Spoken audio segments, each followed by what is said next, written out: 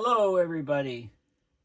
My name is Paul Beckwith, and I'm going to discuss a variety of recent papers and articles and so on climate change.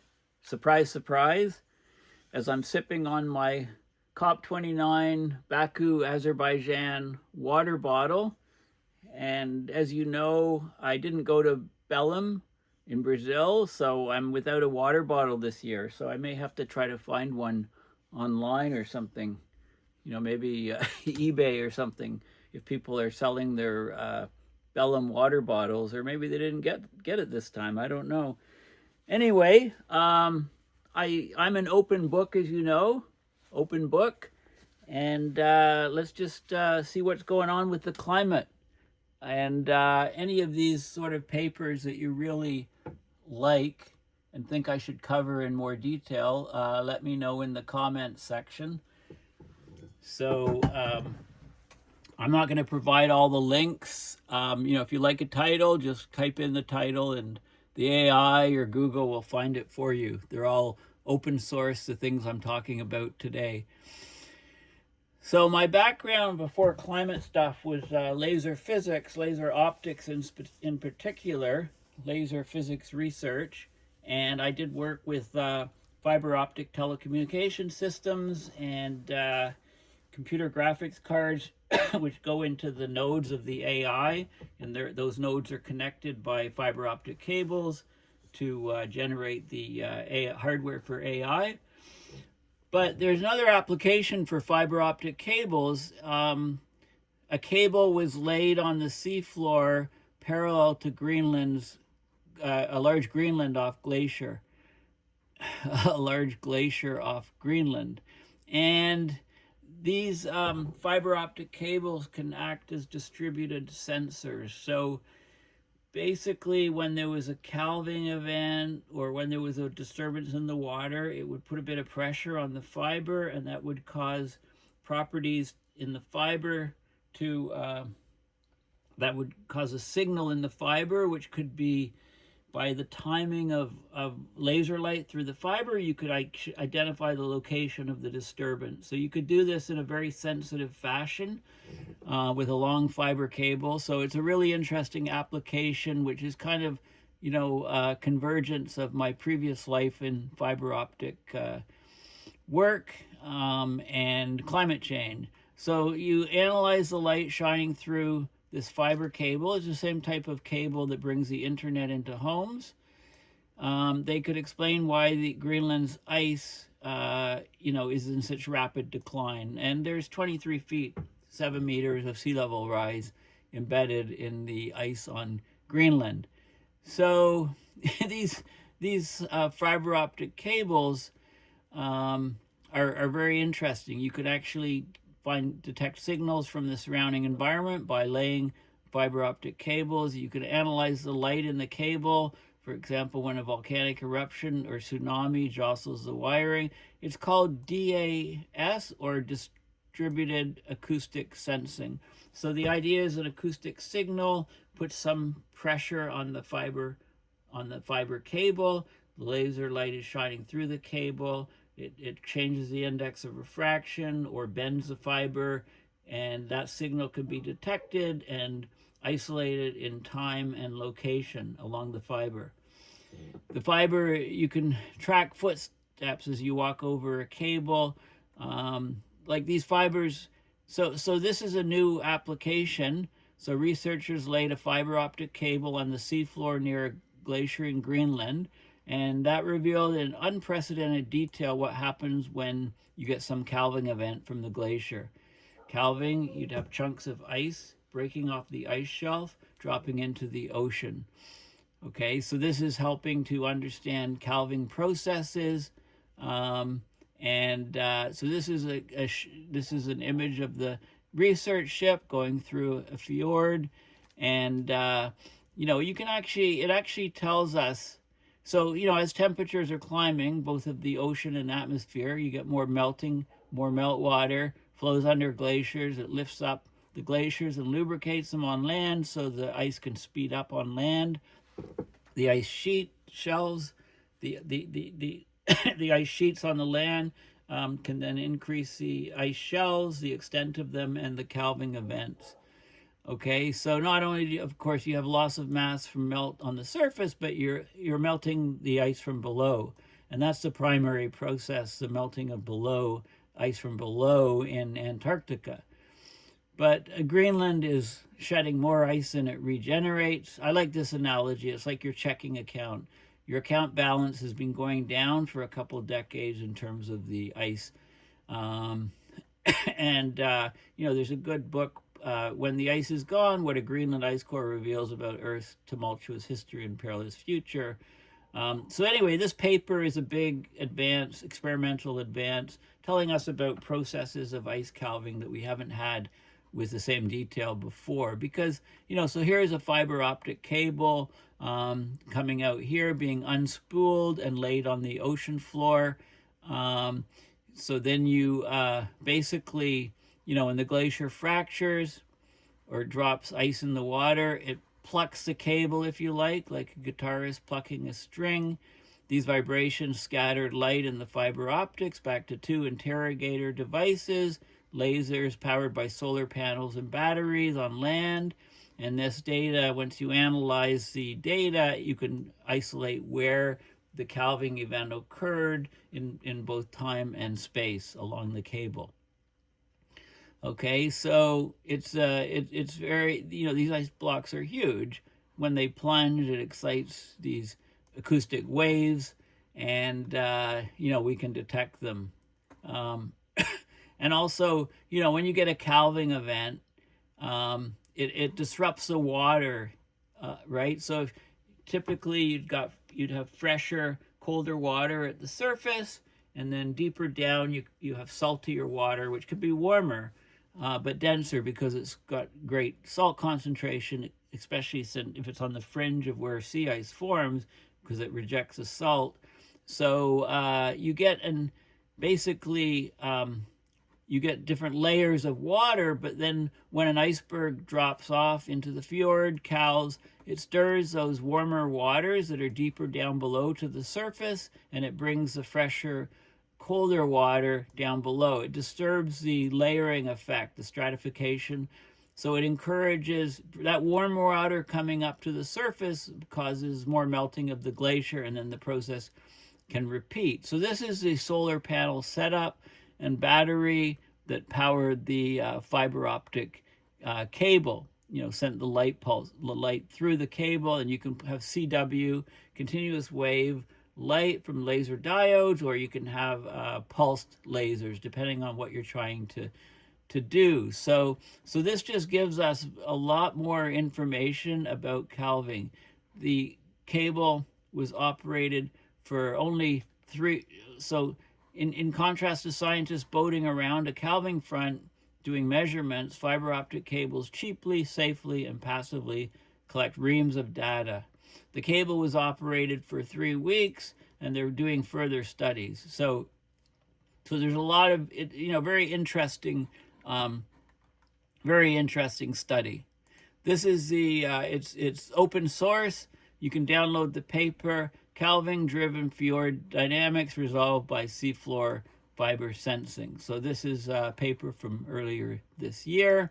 And basically, it's really kind of a neat experiment. And you can look at all the details of, where the cable was, and it's this area of Greenland here, expanded here, and you can see where, the fjord and where the cable was deployed here, coming through, and the interrogation, sending a light signal through, looking at backscatter, and this is the depth. So it went down to, great depths where there's a lot of pressure on the cable.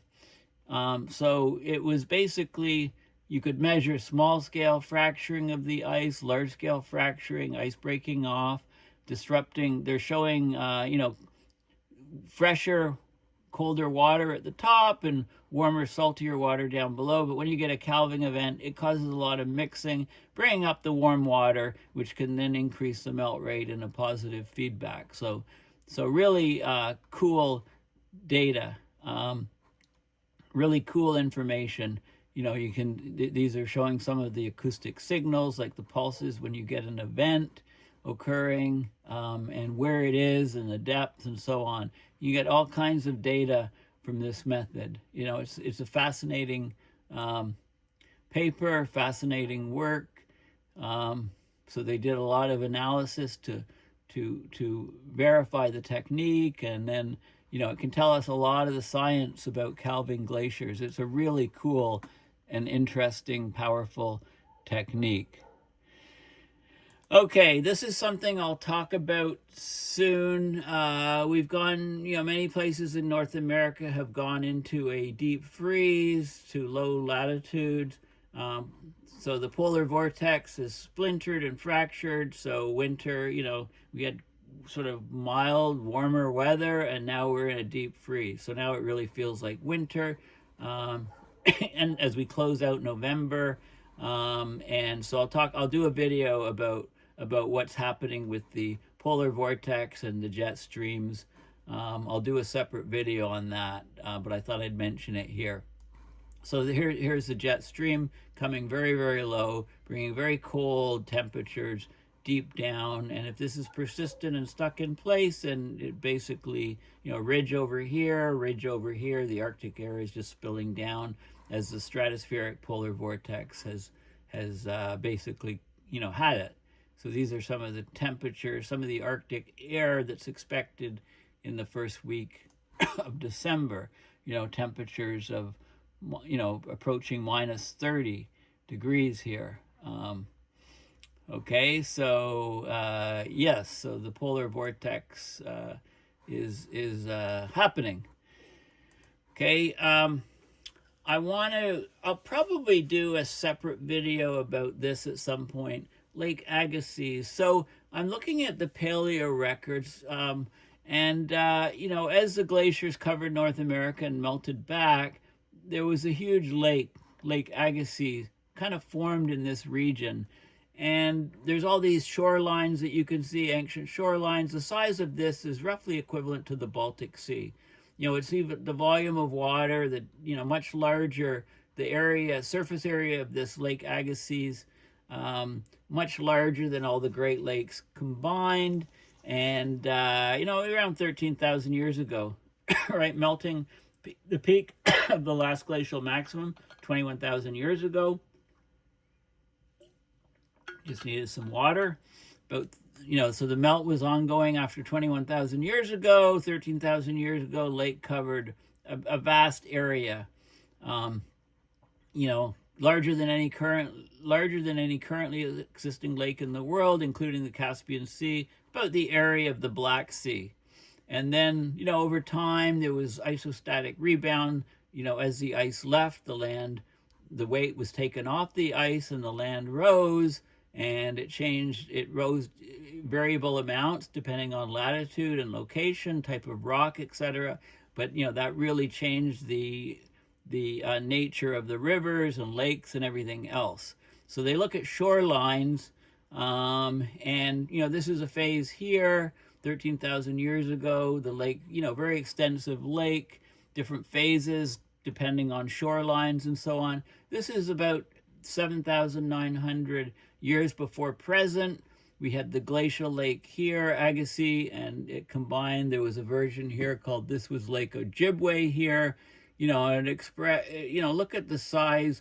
This is where the ice front was, as the ice is melting back. Meltwater is going in and filling these depressions. Of course, the ice had pushed the land down, and then when the ice leaves, you get the isostatic rebound and stuff. But this water was enough when it drained into Hudson's Bay and then the North Atlantic. It shut down the AMOC, and it caused a cooling spell to occur again. So there's a lot of details here, and I should probably do a whole separate video on Lake Agassiz because the paleo records are kind of important.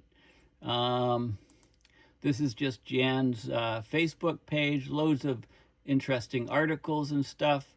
The other climate crisis, this is, you know, talking about the different scales and different disruptions of climate. Basically, I couldn't access this paper, but I like, what it was, the title, so I'll have to do some research and find it. This is, this article from 2 years ago. Fossil fuels are being subsidized at a rate of about 13 million a minute. Just remember that number, good rule of thumb. Fossil fuel subsidies are rising at ever accelerating rates. So of course, we're burning more coal, natural gas, oil than we ever have before. We've had $7 trillion in support in 2022. Right? The numbers are just obscene. It's a big fraction of global GDP, and the crisis is wreaking havoc around the world. Okay, so this is sort of ongoing, right? I just thought I'd bring this article to your attention. Again, if you just Google this title, you can easily find it. So, plastic pollution. I'm actually, if you search for Canadian Club of Rome, Ottawa, you can see, I think their website should be updated. I'm actually giving a talk on this Wednesday coming up on plastic. So nanoplastics, humanity's ticking time bomb, because I'm going to be talking mostly about the nanoplastics that are found in brains. Add it all up, it's about the equivalent of 1 fork in the average brain. The 2-fork brains, which had higher plastic, were, the autopsies were people who had dementia. So, are we heading to a world where half the human population has dementia, say, in a couple decades? Think of there's a huge time lag, right? From when plastic goes in the ocean to when it breaks down enough into these nanoplastics, which can cross the blood-brain barrier, get into your brain, causing dementia eventually. And think of the plastic production 40 or 50 years ago, when today's nanoplastics originated from, and think of all the production since then. And I would say this is a huge issue unless we can figure out ways to remove plastic from the human body of this scale. Some virus or bacteria or fungi or something. I don't know, maybe take all your blood out of your body, filter it, put it back in. But these are nanoplastics, very tiny. So what do we do? Now, last video I talked about Stardust Solutions, raising 85 million to plan how to cool the planet. And what I didn't show you, I forgot, this guy here, the LinkedIn, if you check LinkedIn for this guy, Janos Pazdor, he did an article which he posted here, September of last year, on implications for governance of Stardust. So Stardust Solutions is the name of the company. Their activities in relation to SAI, stratospheric aerosol injection. So he talked about, he did a paper, and, it's only here on LinkedIn, but he, did his analysis and how, we need to be open. Everybody, we need to look at this very carefully. You can't just have a company go and do this ad hoc, right? It's very risky and dangerous. So that's an interesting thing I forgot to mention in the last video. Okay, so we talked about how calving events can melt glaciers. Well, in Greenland, this is undersea storms are melting Antarctic glaciers from below. This is new research suggesting that there's significant melting of the Thwaites and Pine Island Glacier, the Pig Glacier, PIG, in Antarctica. Aggressive melting. You can have storm-like ocean circulation patterns beneath the Antarctic ice shelves. Movement of water against the ice. You can get aggressive melting of the ice.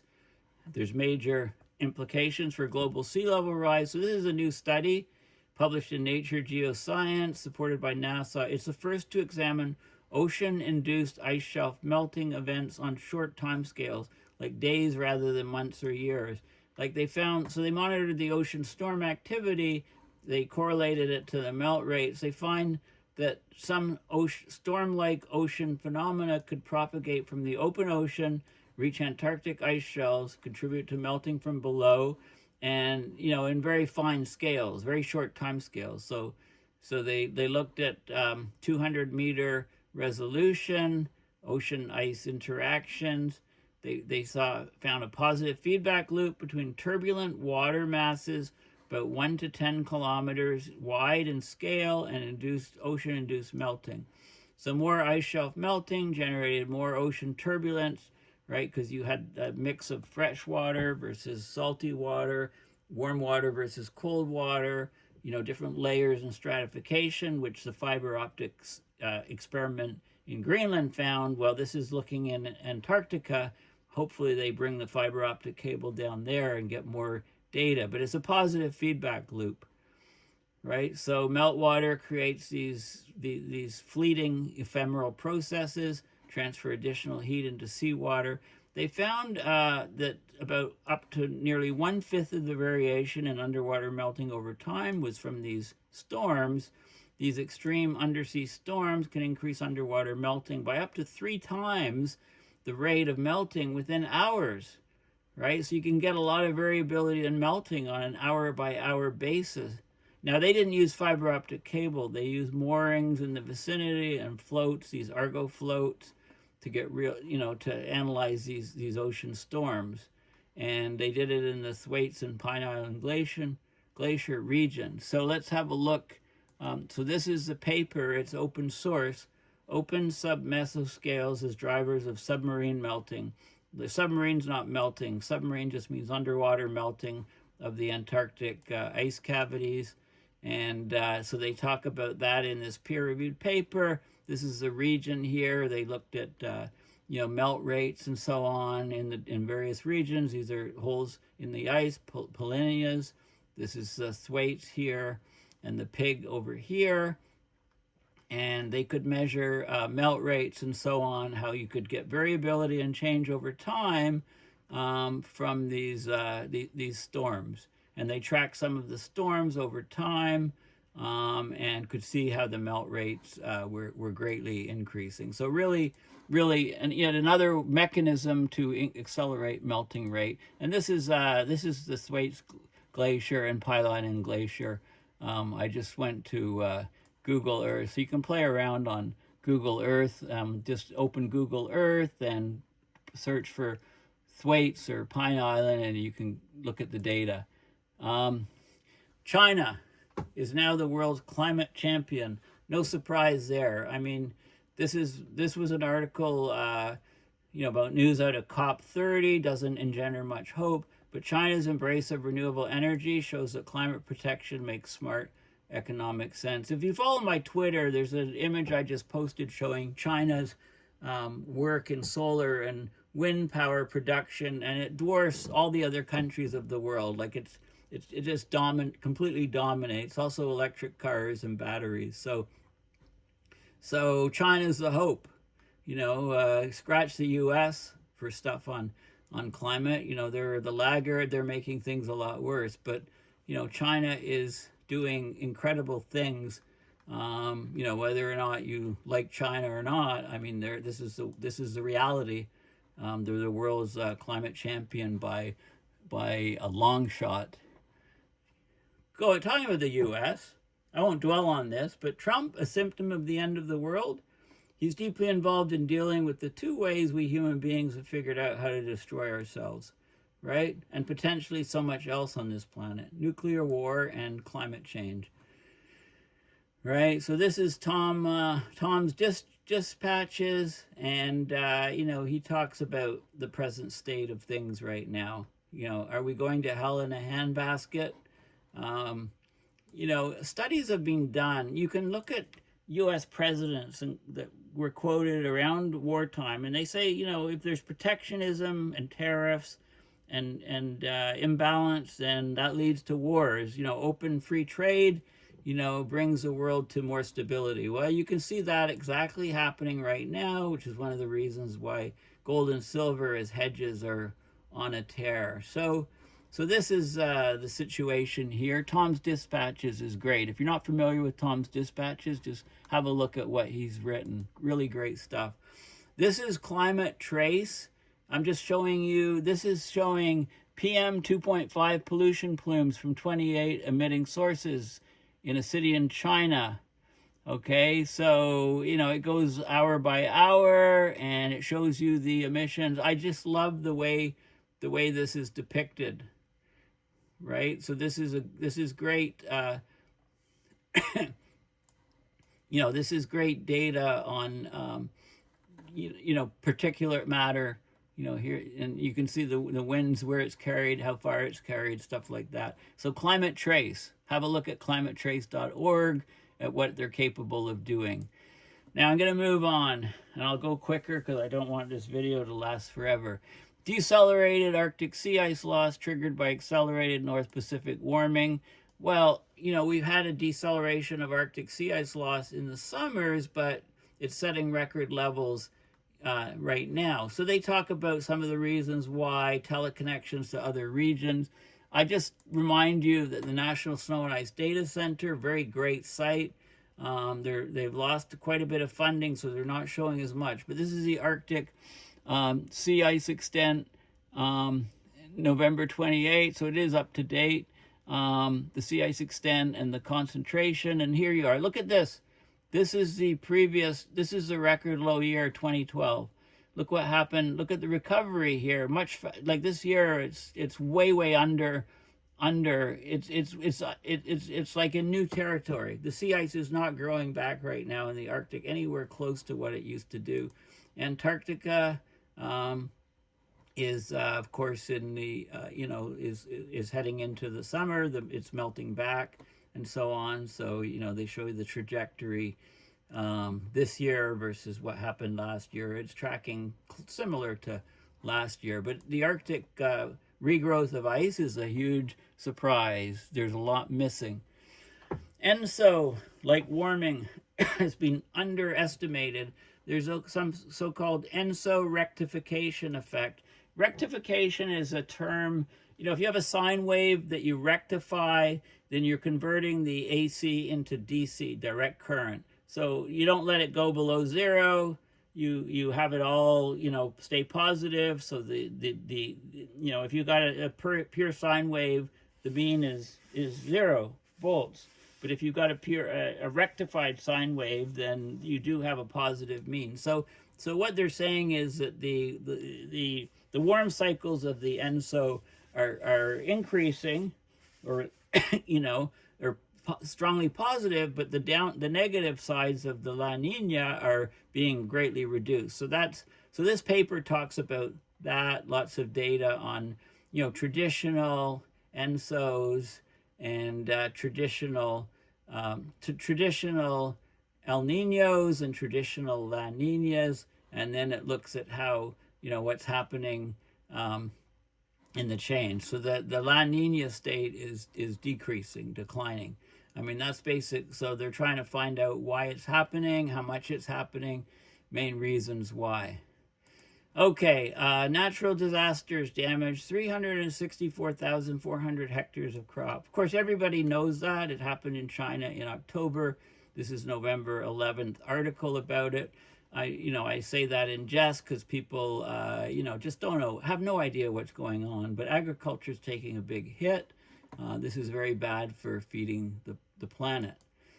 Bill Gates, climate comments are a dangerous distraction. Michael Mann did a good article on this. I like this quote. It's the main reason I put this link in. His friend and mentor was Stephen Snyder, very famous climate scientist who died a number of years ago. Snyder said, when it comes to climate change, the end of the world and good for you are the two lowest probability outcomes.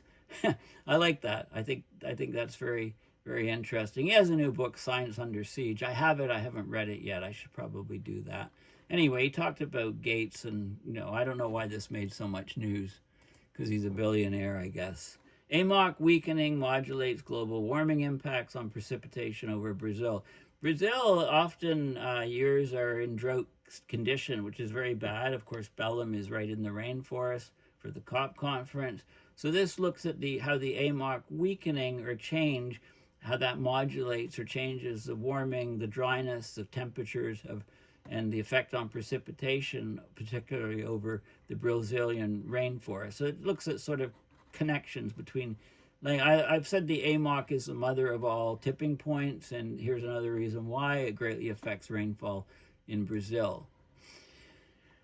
Atmospheric feedbacks are changing the sensitivity of modeled photosynthesis. So photosynthesis of plants is vital for pulling out CO2, producing oxygen. It happens in the stomata, basically the holes in the leaves. The stomata open and close depending on temperatures and the amount of sunlight and the amount of precipitation. Like in droughts, the stomata goes smaller so that less water is lost to the air. So they looked at the changes in the stomata, basically the changes, they looked in boreal Canada, changes in photosynthesis. They found that, photosynthesis is actually reducing in many boreal forests because of the changes in the temperature and hydrology, the amount of water. So this is a very concerning thing, the sinks reducing of plants. Removing CO2 from the atmosphere, vital to avoid catastrophic tipping points. A lot of these articles are because the COP just occurred, so a lot of these came out just prior to the COP. This is Rockstrom, who was at COP30. He says we have to remove 10 billion tons from the air every year to limit global heating to 1.7. So there you go. Just to remind you, one of the ways of looking at the cost of carbon is to look at the mortality cost of carbon. So each CO2 molecule in excess that you put into the air, how many people does it kill?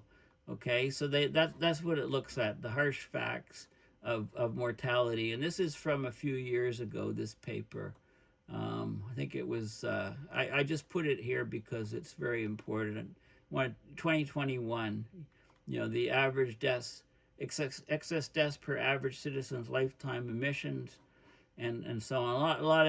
A lot of sobering points on how carbon is killing us, excess of carbon, leading to the value of life. What is the value, the economic value of life, the cost of life, the value of preventing a fatality, implied cost of averting a fatality, or the value of statistical life. So, you can look at this and it looks how different countries weigh this and the statistics of it, censuses and different factors on fatalities in different countries. So it's a very, there's no set answer to this, but it's interesting to think about when you think about the mortality cost of carbon. And then, record grounded glacier retreat caused by ice plane calving process. So the more and more calving you get, the more and more the on-land glaciers speed up and the higher sea level rises. So this is a new paper, but I couldn't access the full paper, but it talks about glacial retreat, marine terminating glacier instability. That's one of the greatest challenges to forecasting future sea level rise. So this is a glacier on eastern Antarctic Peninsula. It retreated 25 kilometers between January 2022 and March 2023. That's a huge distance of retreat. So why? What happened? Why did the speed increase 6 times? Why was there a 40-fold increase in glacier thinning rate? What was causing it? How much water went into the sea just from that one event? So getting into the fine structure of ice melting. Future increases in Eurasian mid-latitude winter temperature, how the AMOC would affect temperatures. Of course, Europe would go into a deep freeze. So this is an article about that. Iceland has, you probably heard about this, Iceland has deemed the AMOC collapse as a security risk. So they're developing a disaster preparedness policy. They say that the AMOC collapse is a direct threat. Of course, Iceland would go into a deep freeze, so they gave a warning, a couple weeks ago about this. And again, this happened just before COP, right? So very significant. This is interesting. Transient ice ring observed. So there was a big eruption January 15th, 2022. Hunga Tonga volcano. The thing about this volcano is it was several hundred meters under the ocean. So when it erupted, it sent out a huge amount of water vapor into the atmosphere, and that created some interesting optical effects. You know, as the water vapor rose higher and became ice, it refracted light and caused a so-called ice ring. So interesting phenomenon. You can go online and have a look at some of the things that were seen. So this is the volcano, the eruption here, you know, massive volcano, massive amount of water vapor. You know, here's the region where it occurred, and you know, you can look at the optical effects, and there was basically an ice ring around the volcano. Interesting physics effects. Of course, you know, rainbows are fascinating. I mean, I think physicists who study rainbows should reclaim the rainbow flag as a, you know, beautiful thing in nature. You know, rainbows in nature. Distribution, abundance, and diversity of microplastics. I'm talking about microplastics, so I've got a bunch of articles. There was a huge number of microplastics that were detected in the upper St. Lawrence River. You know, beads, fibers, fragments. They quantified them in sediments and surface waters of the St. Lawrence. And it's among the highest recorded amounts of microplastics in any aquatic system. So I've already mentioned, you know, that when they get into nanoplastics, there's huge health problems. So they talked about the contamination and so on in this open source paper. Microplastics in lakes and rivers, an issue of emerging significance for study of fresh water, limnology. You know, I mean, it's becoming so ubiquitous everywhere, these microplastics and nanoplastics. Warming of 1 plus 1.5, too high for polar ice sheets, right? Many of them are on the verge of collapse. Fossil fuel CO2 emissions setting new record in 2025. You know, the land sink's been low the last couple of years. They say it's recovered a little bit. I'm just going to go over the titles here. Global greenhouse gas emissions are still rising. When will they peak? Well, what happens in China could determine when that happens. So again, China, and this was an article for the COP30 again, talking about overall emissions. So, you know, we're still heading upwards. I don't know if they show emissions from different places, and you know, have emissions peaked in China? Well, if they've been lower they haven't increased in about a year and a half. They started to drop. You know, is that a trend or is it just a temporary glitch sort of thing? Who will fill the climate data void left by the Trump administration? So the world's scrambling for alternatives. No surprise there. Again, for COP. Foundations of climate change denial, anti-environmentalism, anti-science. You know, when the rot happens at the very top, it trickles down into the rest of the population. This is why you can't just ignore what's happening at the very top. Foundation. So there's a research article in PLOS, Foundations of Climate Change Denial, you know, where it's coming from, you know, what is it that you know, is making it so awful. High emissions pathway scenarios, Kuroshio extension and Gulf Stream. So the Kuroshio extension, the Kuroshio current is like the Gulf Stream in the Pacific moving up off of Japan instead of off Florida. So, you know, as the AMOC slowing, what's happening to the Kuroshio current? Is it decreasing, increasing? I've done some videos on this in the past, but it's a very important thing to consider. This is another paper on model photosynthesis, stomatal, how the stomata of plants is changing, and you know, the temperatures and rainfall, etc., are all affecting that. This is interesting. Space waste. I've talked about anthropogenic matter injection in the Earth's atmosphere. Talk about large satellite constellations at the end of life. They burn up in the mesosphere, and those those metallic particles and settle down, and you know, there's a risk called the Kessler syndrome, where, you know, two satellites, say, in low Earth orbit collide, generating all these particles, which would then take out more satellites, and a whole cascading sequence of failures, which is a real risk and danger if we continue to load up low Earth orbit with these satellites to get faster internet, which is happening, right?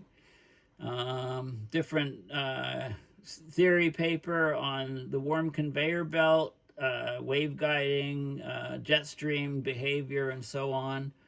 Very, you know, technical. Climate change is causing more mid-latitude storms, and it's impacting airport operations. More turbulence. You know, planes have to take longer to take off. They can't climb at the rates they used to in heat waves. So there's more noise around airports and more turbulence and so on, clearer turbulence. This is an interesting paper. I may go into more detail about this. It's, you know, how humans migrated out of Africa, you know, and they show some of the, they're looking at sites along the coastline, because don't forget that, you know, the sea level was quite different at periods. So when the sea level was much lower, there's a lot of land exposed along the coastline where people could migrate to. You know, easy walking, not through forests. You're walking along beaches. You can travel long distances. So they looked at different sites. So that's what that paper is all about. Is there robust evidence for freshwater-driven AMOC changes? Lots of good data here on the AMOC and how behavior can be expected to change as we get stratification and warming of the ocean, and what the AMOC has done in some of the previous paleo records. Probably the last time it slowed down, shut off even, was for the 4.2K event, which I talked about recently. So this is on intensification and shutdown of deep water convection in the Labrador Sea, how changes in the atmosphere and fresh water can be affecting that, and this is part of the AMOC system. So interesting paper on that. And then Jennifer Francis, I was just curious what she was up to. So this is her homepage at the Woodwell Climate Research Center. These are some of the papers that she's been involved in.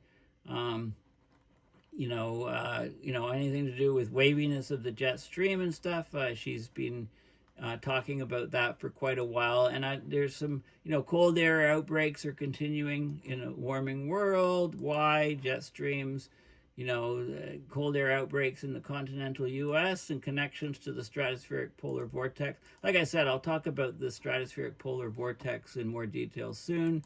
And then this is an interesting paper, spatiotemporal variability of jet streams over North America and the North Pacific Ocean. So how the jet streams are changing in space and time, how the behavior is quite different. Of course, this is a key to extreme weather events that we're seeing accelerate around the world. Okay, well, I went far too long on this video. Please consider going to my website, which is not loading right now. In fact, my computer seems to, there we go. Just a little glitch in the matrix. It seemed to have killed my website. So go to paulbeckwith.net, and, you know, please consider donating to PayPal to support my research and videos. And also, I'm everywhere on social media, as you know, probably. I don't know. Something's screwed up here. Where's the history? History. Here we go. There we go. My website, paulbeckwith.net, and please consider donating to PayPal to support my research and videos. Thanks again, and bye for now.